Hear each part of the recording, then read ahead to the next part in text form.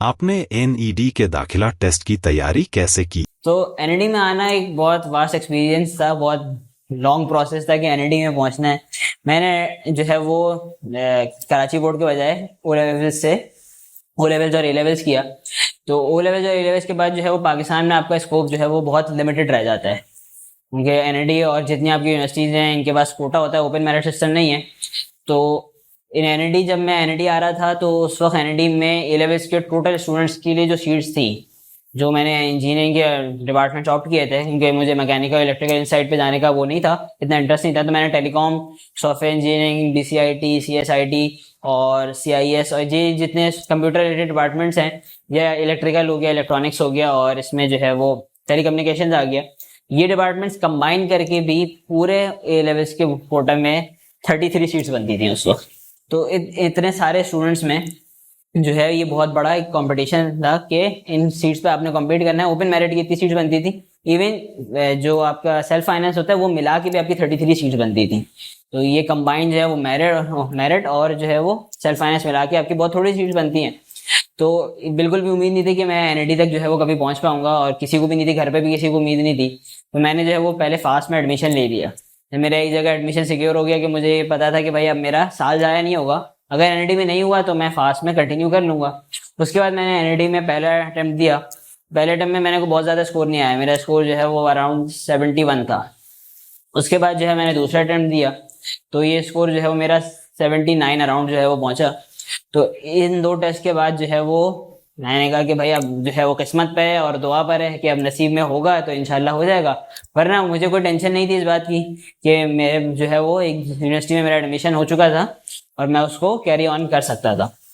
इसलिए मैंने जो है वो एनईटी के टेस्ट की खास तैयारी भी नहीं की थी, क्योंकि जब मैंने इंटर का सिलेबस खोला पहली दफ़ा, तो मेरे की बात है कि जब मैंने हमारे जो है वो ए लेवल्स में मैथ्स के टोटल 5 टॉपिक्स होते थे।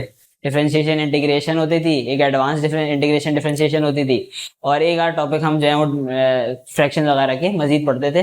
तो टोटल हमारे 4 से 5 टॉपिक बनते थे। मैंने इंटर की बुक खोली, मैंने उसमें टॉपिक गिनना शुरू किया, मैंने कहा 26 हैं।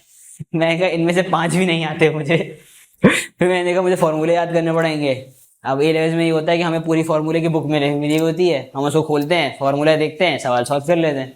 अब यहाँ ना मुझे फॉर्मूले याद हो, मैं बैठ के ई कैट की तैयारी कर रहा हूँ, मुझे ना कुछ समझ में आए, फिर इतने सारे टॉपिक्स, फिर उसमें फॉर्मूले याद करने हैं। वो ये फॉर्मूले वाली मैथ्स तो मुझसे अभी भी नहीं होती, ये सॉफ्टवेयर इंजीनियरिंग में आने के बावजूद जो है अभी तक नहीं होती। तो ये बहुत जो है वो एक चैलेंज होता है कि खासतौर पर वो स्टूडेंट्स जो ओ लेवल्स और ए लेवल्स से आ रहे हों, क्योंकि वो देखते हैं कि इतना बड़ा सिलेबस हो गया है, मैं ये कैसे कवर करूंगा, और बहुत ज़्यादा आपके पास टाइम भी नहीं होता। क्योंकि इस वक्त भी जिस वक्त हम ये इंटरव्यू रिलीज होगा तो एनईडी का जो है वो पहला राउंड हो चुका है और दूसरा राउंड बिल्कुल सर पर आ गया है, और ए लेवल्स और ओ लेवल्स के इम्तिहानात जो हैं वो इस वक्त चल रहे हैं। तो आपके पास टाइम जो है वो बहुत लिमिटेड होता है, आपके पास 1 महीना मिलता है आपको, ये 2 महीने मिल जाते हैं बाय मैक्स। वो पहले जो है मैं एनईडी के टेस्ट जो है वो एंटी टेस्ट लेट होते थे, तो आपको 2 महीने मिल जाते थे। अब इस वक्त जो है वो आपको 1 महीना भी मुश्किल से मिलेगा। तो इसमें जो है वो एक ओ लेवल और ए लेवल कैम्ब्रिज बोर्ड वाले स्टूडेंट को जो है वो बहुत मुश्किल होती है। वो देखता है कि इतना बड़ा सिलेबस है और इस सिलेबस के बारे में मुझे कुछ भी नहीं पता। ये बिल्कुल एक जो है वो आउट ऑफ ब्लू जो एक चीज़ आ जाती है मेरे सामने, तो मैंने ये सब कुछ जो है वो पढ़ना है। तो इसमें जो है वो आपने वही वाली बात है कि आपने हिम्मत नहीं हारनी, आप ट्राई करें, इंशाल्लाह नसीब में होगा तो आपको ज़रूर चांस मिलेगा। मैं जिस दिन जो है वो यहाँ एनईडी में फील्ड सिलेक्शन के लिए आया था, तो उस दिन भी जो है वो मैं अपने साथ बैग लेकर आया था कि अगर मुझे यहाँ फील्ड नहीं मिली तो मुझे डायरेक्ट यहाँ से फास्ट जाना है। और मेरा उस दिन पहला मिड टर्म का पेपर था, तो मैं मिड टर्म के लिए पढ़ के भी आया था। मैं कहा मुझे वहाँ अगर यहाँ फील्ड नहीं मिली तो मुझे वहाँ फिर कंटिन्यू करना है। और वो भी अल्लाह ताला की तरफ से होता है कि जो चीज़ होती है वो अच्छी होती है। अल्लाह ताला ने जो है वो बिल्कुल लास्ट सीट जो होती है, हमारी सॉफ्टवेयर इंजीनियरिंग में 11 सीटें थी, तो उन 11 सीट में जो 11th सीट थी उससे मुझे चांस मिला और मेरा जो है वो एडमिशन हो गया। और फिर मैं वहाँ से फिर घर चला गया। मैं कहा भाई दोस्त से जो है वो मेरी जान छूटी फास्ट जाने से। मुझे फास्ट जाना भी वो एक अलग एक्सपीरियंस है, वो बिल्कुल एक अलग दुनिया है। एनईडी जो है वो बिल्कुल एक अलग दुनिया है, और एनईडी में जो है वो इस हवाले से बहुत आपके लिए फ़ायदा है कि आप अगर अपनी एजुकेशन के साथ आप कोई एक्स्ट्रा करिकुलर एक्टिविटी करना चाहते हैं तो एनईडी इसमें आपको सपोर्ट करती है। एनईडी आपको इसमें टाइम स्पेस देती है कि आप जो है वो ये काम कर सकते हैं।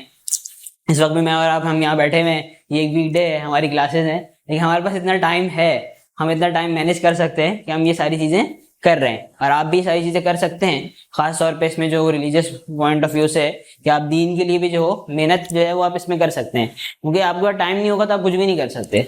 आप अगर यूनिवर्सिटी से आ रहे हैं, आप 6-7 बजे तक पॉइंट से पहुंचते हैं, घर आके भी आपके पास 4-5 असाइनमेंट हैं, तो फिर आप जो है वो काम नहीं कर सकते। आप जो है वो अपने 4 साल जो है यूनिवर्सिटी को दे देते हैं। तो ये वाली बात जो है वो खासतौर पे एनईडी में नहीं आती। तो एनईडी के टेस्ट में जो है वो इम्पोर्टेंट चीज़ यही होती है आपकी कि आपने जो है वो मेहनत करनी है, और खास तौर पे जो एनईडी में जो है वो आपको फर्स्ट सेकंड थर्ड अटेम्प्ट्स मिलती हैं।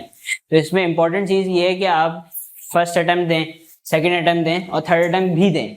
जितने आपको अटेम्प्ट्स मिलती हैं आप सारी अटेम्प्ट्स दें। तो इसमें जो है इंशाल्लाह उम्मीद होती है कि अक्सर लोगों का स्कोर जो है वो बढ़ जाता है, क्योंकि टेस्ट जो है वो तकरीबन सिमिलर्स आते हैं, एक आध सवाल चेंज होते हैं, बाज़ दफ़ा तो सवाल भी सेम आ जाते हैं। तो आपको अंदाज़ा हो चुका होता है। फिर आप उन ग्रुप्स में ज्वाइन करें एनईडी के, आपको बहुत सारे एडमिशन सेल्स मिल जाएंगे, सैप का मिल जाएगा आपको। आप जदीद तकनीकी रुझानत से आगाह कैसे रहते हैं? तो जहाँ तक बात है कि अपडेट आप कैसे रहते हैं, तो अपडेट रहने का इम्पोर्टेंट तरीका ये होता है कि आप जो है वो मेरे हिसाब से आप न्यूज़ पढ़ें, अब पढ़ने की आदत डालें, क्योंकि अब जो है वो हम लोग उस दौर में आ चुके हैं कि हम बुक्स नहीं पढ़ते। तो जब आप बुक्स नहीं पढ़ते तो कुछ ना कुछ तो आप पढ़ेंगे। ये आपको जो है वो सोशल मीडिया पे नहीं पता चलेगा, आप फीड स्क्रॉल करते हुए आपको ये नहीं बताएगा कोई कि लेटेस्ट जो है वो इंडस्ट्री में क्या चल रहा है। इसीलिए इंडस्ट्री के अपने पेपर्स होते हैं, बहुत सारे जो है न्यूज़पेपर्स होते हैं, वो सिर्फ टेक्नोलॉजी को फॉलो करते हैं। तो आप उनको जो है वो सब्सक्राइब कर सकते हैं। इवन अगर आप उनको सिर्फ पढ़ना शुरू कर दें तो अब गूगल और इसके एल्गोरिथम इतने तेज़ हो चुके हैं कि वो आपको चुन चुन के वही चीज़ ला कर दिखाते हैं। तो वो चीज़ आपकी जो है वो गूगल न्यूज़ की फीड में आ जाएगी, तो वो चीज़ आपकी गूगल डिस्कवर की फीड में आ जाएगी। तो इन सारी चीज़ों से भी आप अच्छे खासे हद तक अपडेट रह सकते हैं। फिर जो टेक्नोलॉजी आपको पसंद हो आप उसको जो है वो सर्च करें, ये उसके बारे में आपको ब्लॉग्स मिल जाएंगे, उसके बारे में जो है आपको आर्टिकल्स मिल जाएंगे, उस पर जो लेटेस्ट काम हो रहा है वो मिल जाएगा। जो लोग ये काम कर रहे हैं आप उनके इंटरव्यूज़ देख सकते हैं, उनके बारे में जो है वो पढ़ सकते हैं कि वो किस तरह से काम कर रहे हैं, क्या क्या काम इस वक्त जो इंडस्ट्री में किया जा रहा है, किसकी डिमांड है। इन सारी चीज़ों में अगर आप करना चाहें तो ये सारी चीज़ें आपके लिए आसान होती हैं, इतना कोई मुश्किल नहीं होता कि आप जो है वो लेटेस्ट इंडस्ट्री के जो ट्रेंड्स होते हैं, लेटेस्ट टेक्नोलॉजीज होती हैं, उन पर आप अप टू डेट रह सकते हैं। फिर जिस चीज़ को आप चूज़ कर लें, आपने देखा भाई एक नई टेक्नोलॉजी आई है, जो फील्ड एक तो पूरी सॉफ्टवेयर इंजीनियरिंग फील्ड है, फिर इस फील्ड के भी बहुत सारे डाइवर्जन बनते हैं, बहुत सारी ब्रांचेस बनती हैं। अब मैंने एक ब्रांच ले ली, मुझे साइबर सिक्योरिटी में जाना है, तो अब साइबर सिक्योरिटी में जो नई टेक्नोलॉजी है उसका कोई ना कोई जो है वो शॉर्ट कोर्स भी ऑफर कर रहा होगा, उसका कोई जो है वो लॉन्ग कोर्स भी ऑफर कर रहा होगा, कोई उसका बूट कैंप भी ऑफर कर रहा होगा, कोई ऑनलाइन कोर्सेज भी ऑफर कर रहा होगा। तो ये ऑनलाइन कोर्सेज, ये बूट कैंप, ये सारी चीज़ें भी आपको बहुत सपोर्ट करती हैं इस चीज़ में कि आप लेटेस्ट जो भी ट्रेंड्स चल रहे हैं, लेटेस्ट जो भी टेक्नोलॉजी के अपडेट्स हैं, उनसे आप बाखबर रह सकें। मुस्तकबिल के सॉफ्टवेयर इंजीनियर्स के लिए आप क्या मशवरा देंगे? आपकी सॉफ्टवेयर इंजीनियरिंग ये एक फील्ड है, ये इस दुनिया की एक फील्ड है, एक फ़न है। जिस तरह कोई बंदा कोई और काम कर सकता है तो उस तरह जो है एक बंदा सॉफ्टवेयर बना सकता है। लेकिन असल काम जो करने का है, असल जो है वो मुझे एक दिन जो है वो मुझे यकीन होना चाहिए कि मैंने मर जाना है, और जब मैं मर के दोबारा उठूंगा तो उस वक्त मुझसे सॉफ्टवेयर इंजीनियरिंग के बारे में नहीं पूछा जाएगा। उस वक्त हम सबसे एक ही तरह का सवाल होगा, और जो हम कब्र में पहुंचेंगे तो हम सबसे यही पूछा जाएगा कि हमारा रब कौन है, हमारा दीन क्या है, हमारे रसूल कौन है। तो ये सवाल जो हैं वो हर शख्स से एक ही होंगे, चाहे आपने सॉफ्टवेयर इंजीनियरिंग की हो या नहीं की हो। फिर जब इनकी कॉम्बिनेशन आता है, तो जिस तरह ये अल्लाह ताला ने बहुत सारे उलूम उतारे हैं, तो उनमें से एक ये भी इल्म है, तो इसको भी दीन के मकासद के लिए इस्तेमाल किया जा सकता है। आप सब जो है वो जानते होंगे कि इस्लाम 360 एक सॉफ्टवेयर बना है, उसने जो है वो दीन के लिए जितनी से आपके पास लाइब्रेरीज की सूरत में इल्म मौजूद था, वो एक ऐप की हद तक जो है वो आपके सामने आ गया, वो इजीली एक्सेसिबल हो गया। उसमें जो है वो एआई आया तो उसमें वॉइस रिकॉग्निशन आ गई, आप उसको वॉइस सर्च कर सकते हैं। इसी तरह जो है वो एक तरतील के नाम से एक बहुत अच्छा सॉफ्टवेयर है कि वो आपकी वॉइस पे जो है वो आप तिलावत कर रहे हैं उसको जो है वो ट्रैक कर सकता है, आपकी तजवीज़ सही कर सकता है। तभी मैं चंद दिन पहले देख रहा था कि फ़िक़्ह की मशहूर किताब जो है वो शरह हिदाया पढ़ाई जाती है, तो असलन वो जो किताब है वो बिदायतुल मुब्तदा कहलाती है, और उसकी जो शरह लिखी गई, शरह कहते हैं जो एक्सप्लेनेशन लिखी गई, वो 80 वॉल्यूम्स पर है। तो हमारे पास इतना बड़ा डेटा मौजूद है, और इस वक्त जो है वो एक एआई की हम दुनिया में आ रहे हैं, जनरेटिव एआई की एक दुनिया है। तो डेटा जो है वो एक ऑयल है, जो डिजिटल ऑयल कहते हैं इसको, कि ये चीज़ जो है वो बहुत इंपॉर्टेंट है। आज हम सुनते हैं कि चैट जीपीटी को जो है वो GPT-4 जो उन्होंने वर्जन लॉन्च किया था, वो तकरीबन 3 बिलियन पैरामीटर्स पर, 3 बिलियन डेटा सेट्स पर उन्होंने ट्रेन किया था। तो इस तरह के डेटा सेट्स हमारे पास बहुत बड़ी तादाद में मौजूद हैं, लेकिन ज़रूरत है कि कुछ लोग उठें जो मेरे जैसे और आप जैसे हों, जो सॉफ्टवेयर इंजीनियरिंग की हो, जिन्होंने जो है वो कंप्यूटर साइंस पढ़ी हो, वो इन चीज़ों को आपस में इंटीग्रेट करें, वो इनको आपस में कंबाइन करें, ताकि ये दीन का इल्म जो मेरी और आपकी जिम्मेदारी है, क्योंकि हम सब ये यकीन रखते हैं कि अल्लाह के नबी सल्लल्लाहु अलैहि वसल्लम के बाद जो है वो कोई दूसरा नबी नहीं आना, तो ये मेरी और आपकी जिम्मेदारी है कि इस बात को आगे तक पहुंचाया जाए। इस दुनिया में 2 अरब मुसलमान हैं, बकिया जो 6 अरब नॉन मुस्लिम्स हैं उन तक भी दीन पहुंचाना मेरी और आपकी जिम्मेदारी है। अल्लाह ताला कहता है कि हमने जो है उम्मत बरपाई इसलिए की है, ये उम्मत बनाई इसलिए ताकि ये लोगों के ऊपर गवाह बन सके, लोगों पर गवाही इस बात की कि उन तक अल्लाह ताला का पैगाम पहुंच गया था। तो ये पैगाम पहुंचाने का एक बहुत बेहतरीन तरीका है, क्योंकि इस वक्त आपके पास सामने जितनी दुनिया है वो सबके सब मोबाइल में बैठी हुई है। उसको आप किताब ला कर देंगे तो वो कहेगी हाँ देखते हैं, वो किताब साइड पे रख देगी, वो किताब कभी पढ़ने का उसके पास टाइम ही नहीं होगा। लेकिन अगर आप उस बंदे को उसकी फीड पर ही, वो जो स्क्रॉलिंग कर रहा है उसी के दरमियान में उसको आप जो है वो चीज़ देते हैं, उसको जो है आप कंटेंट देते हैं, उसके दरमियान में आप उससे कोई भी दीन की बात बताते हैं, तो वो ज़्यादा यूजफुल हो सकती है उसके लिए, क्योंकि वो उसके सामने आ रही है, वो उसी प्लेटफॉर्म पर 24 घंटे मौजूद है। इन लोगों को टारगेट करना, क्योंकि इन तक भी दावत पहुंचाना मेरी और आपकी जिम्मेदारी है।